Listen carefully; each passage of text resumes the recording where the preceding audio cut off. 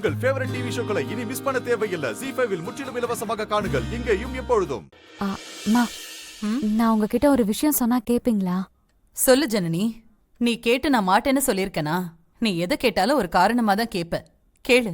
அம்மா, சிவாக்கு ஒரு நல்ல டாக்டரா பார்த்து நம்ம ட்ரீட்மெண்ட் எடுக்கலாமா? ட்ரீட்மெண்டா?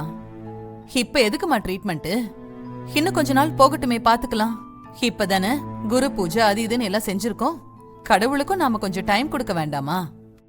கண்ணை திறக்காமையா போயிடுவாரு, பாத்துக்கலாம். இல்லம்மா, ட்ரீட்மெண்ட் எடுத்தா ஒருவேளை அவருக்கு பழைய ஞாபகம்லாம் வர்றதுக்கு வாய்ப்பு இருக்குல்லம்மா. அதையே நாம தடுக்கணும்.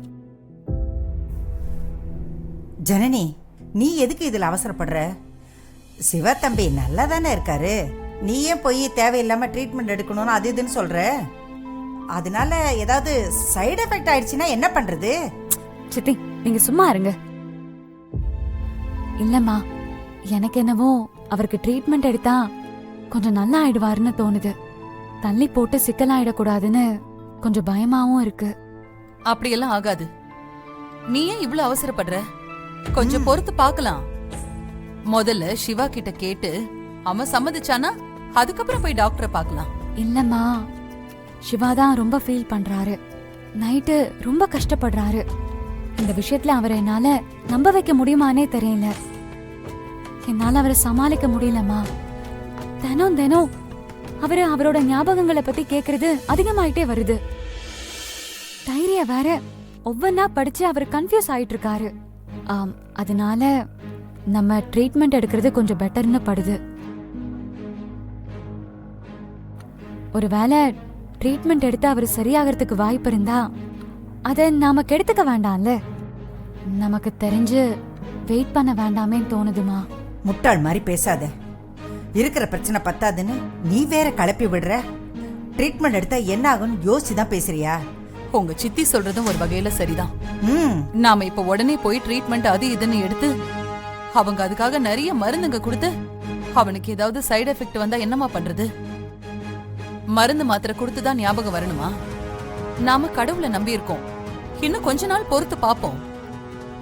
எனக்கு என்னமோ ஜோசியர் சொன்ன மாதிரி சரியாயிடும்னு தான் தோணுது. நீ வேணா பாரு, சிவாவுக்கு பழைய ஞாபகம்லாம் வந்து அவன் உன் கூட ரொம்ப சந்தோஷமா இருப்பான். நான் சொல்றேன் ஜனனி, உனக்கு எந்த கவலையும் இனிமே வராது. இல்லனா மாமா கிட்ட உண்மையை சொல்லிட்டா என்ன? அவர் என்ன பதில் சொல்றாருன்னு பாக்கலாம். ஒருவேளை அவருக்கு தெரிஞ்ச டாக்டரை பார்க்க சொல்லலாம்ல. வேற யாராவது உண்மையை சொல்றதுக்கு முன்னாடி நாமலாம் உண்மையை சொல்லிட்டா நல்லதுன்னு தோணுதுமா. நாளைக்கு தன்னாலே அவருக்கு உண்மை தெரிஞ்சுட்டா நம்ம மேலதானே கோவப்படுவாரு. ஓ, அவர்கிட்ட போய் சொல்ல போறியா? அப்புறம் எல்லாருக்கும் தெரிஞ்சு போயிடுமே. வேண்டாம், பிரச்சனை ஆயிடும். சித்தி, நீங்க சும்மா இருங்க. நீங்க இதுல மட்டும் தலையிடாதீங்க. நான் யோசிச்சுதான் பேசிட்டு இருக்கேன். நீ யோசிக்கவே இல்ல. இத நேரா போய் மாமா கிட்ட சொல்லலாமா? அமராவதி, காவேரி, ரம்யாக்குன்னு யாருக்குமே உன்னை பிடிக்கல. இந்த விஷயம் மட்டும் அவங்களுக்கு தெரிஞ்சதுன்னா கடைசியில் என்ன சொல்லுவாங்கன்னு தெரியுமா? என்ன சொல்லுவாங்க? என்ன சொன்னாலும் நானே பாத்துக்கிறேன். நீ யோசிக்காம பேசுற. நீ ஜனனியே இல்ல, வேற யாரோ. நீ சிவாவை ஏமாத்தி தான் இந்த வீட்டுல இருக்க, அப்படி இப்படின்னு சொல்லுவாங்க தெரியுமா?